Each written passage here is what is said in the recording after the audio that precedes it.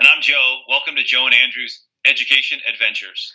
And today our guest is Melany Owens, a teacher at Paloma Valley High who we all enjoy. Hi, Melany. Hello, hello. Thank you for having me. And first of all, Melany, as you know, with this crazy year, a lot of people don't quite remember who is who and where they work and all that stuff. So for all of us who've been in that fog, what is your official title here at Paloma Valley High? So I'm a case carrier, special education teacher, educational specialist. I teach Algebra 1B and, of course, a study skills class. And, of course, I carry that caseload of 28 students on top of the students who are in the math class and study skills. Wow, that's a lot. That is a lot. And I've been in Paloma for about 13 years. 13 years. Wow. Yeah. Nice. You're no rookie, right? You're a vet. Yeah. Love Paloma. That's good. So, what's your favorite thing about the special education department? Like, what do you enjoy about your colleagues and what you guys do? Absolutely. We have such a big group of teachers and paraprofessionals. Everybody, has a diverse background, Hmm. big passion for education, helping students. So I love the people that I work with, of course, from general ed to special ed, but we really have a great group of adults who want to see, all students succeed. So I love our department and the support that we give to each other, while on distance learning, through text messages and phone calls. So just a really great group of people. Well, I think about all the years that we've been here and worked with different people, and a lot of changes in special ed. So, what's something when you're thinking about special ed, not just for this year, but just over the last 5 or 6 years? Has there been like a shift there that hopefully for the Yeah. positive? Absolutely, absolutely. So when I first started at Paloma, we were really pushed into the general ed, all of the case carriers, and we saw a change in our SAI classes, our separate day classes for our mild to moderate population. So a lot of us were co-teaching, collabing, Hmm. and for me at the time, I was a new teacher, so it was a really big challenge. And at that time, I was probably really just as a new teacher, it's very nerve wracking to be with such amazing veteran teachers. Uh-huh. But I will say the huge benefit for me personally is I gained so much knowledge working with, being able to be in Mr. Elliot's class at one point, years in Mr. Donaldson's class, Mr. Goudreau, such amazing math teachers out there. And so, really, we saw a lot of our students were pushed in mainstreamed. And then the pendulum swings, and we brought back Mm. our SCI, our separate day classes, and that's basically what I switched back into is teaching a smaller group of students with essential standards. Our kids are working on their high school diploma, but I'm able to take algebra and spread it over 2 years. So, Wow. really, that's one of the big pieces that we've seen change over the years is that we have more SAI classes from math to English. We've got our study skills courses.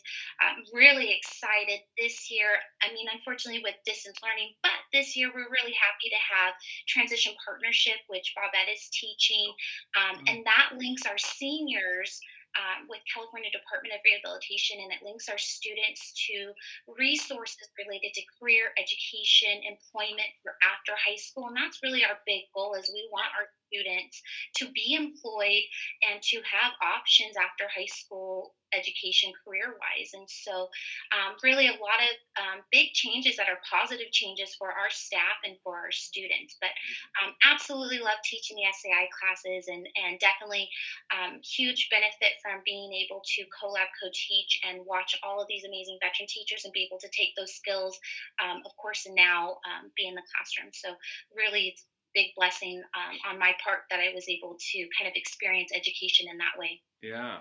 I'm a little jealous because I think one of the unfortunate things about our education industry kind of things we don't get to co-teach or really be co-teachers very much. We can kind of go observe, and we've done those, and those are good, but man, like there is some really good learning that happens.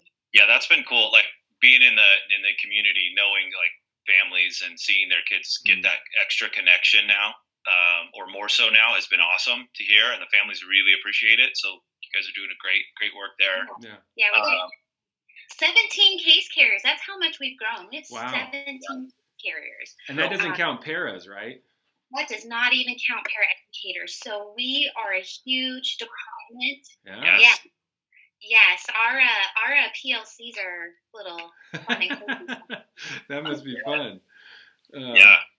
And So I love how in your department you guys have to think more. I mean, we all should as teachers, but you have to think holistically. Like I love that rehab and that thinking about, okay, how do we do this, not just about the subject matter. That's Yeah, something we all could do better on. But you guys are forced to be able to be effective with your students. You have to think a little more holistically.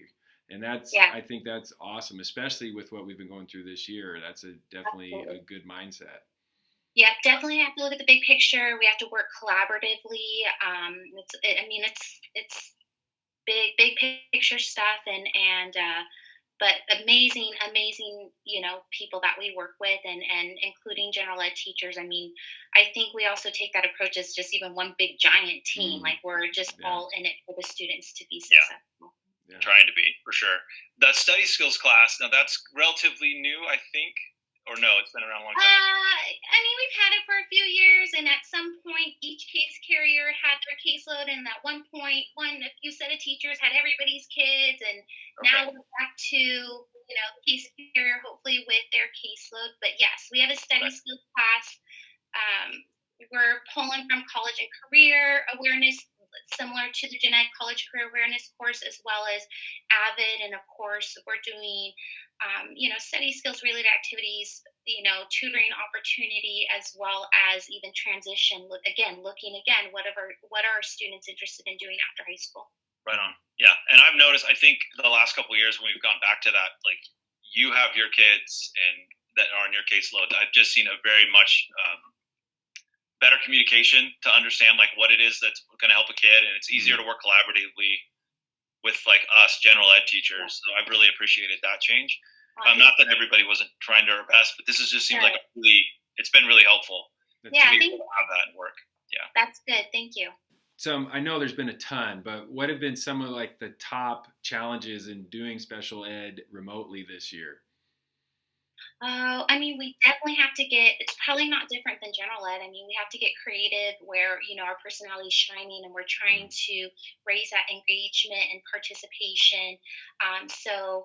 As far as challenges, it's those kiddos that have just disappeared, or they're there and then they're not there and they're missing our live sessions. So definitely that motivation piece, and getting the kids to be excited to join our classes. So, can't lie, I'm somebody who, like, I'll do morning wake up calls if I have to.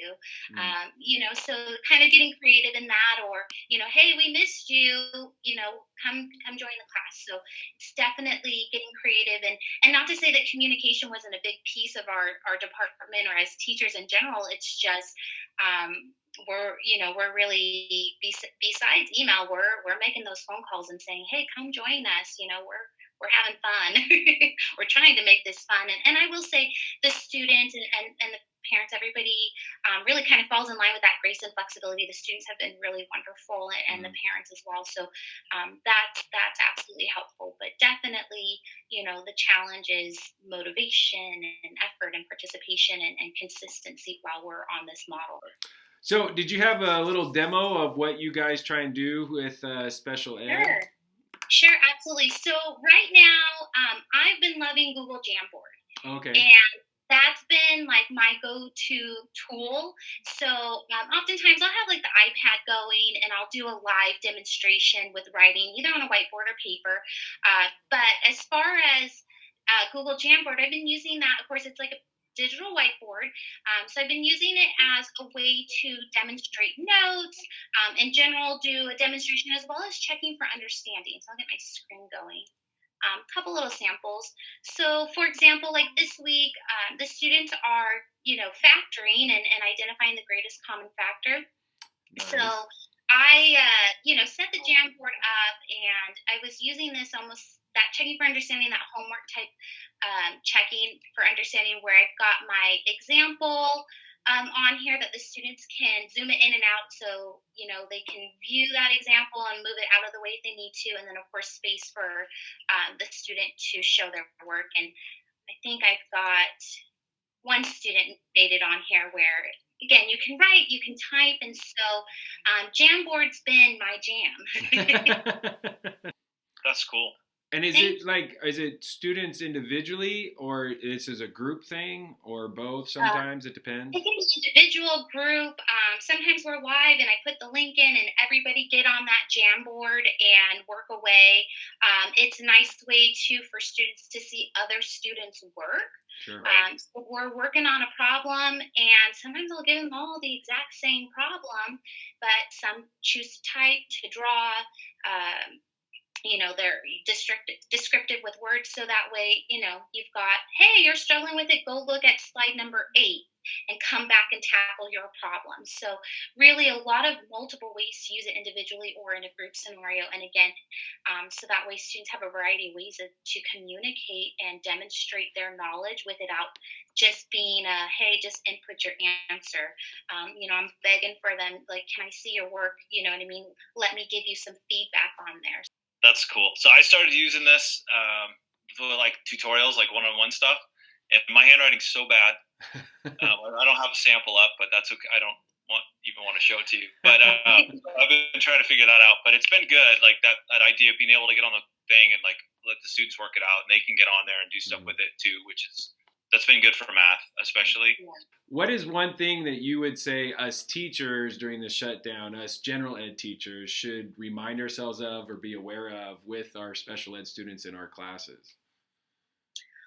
I think it's always great that checking for understanding where maybe that you have the students repeat back the directions, Mm, or hey, can you explain it in your own words? So just that way where you're using kind of open-ended questions, not just yes or no, because I think for any student or adult, sometimes we're like, yeah, everything's great, when in reality, just right. that little bit of that open questioning allows the student to really kind of speak and share.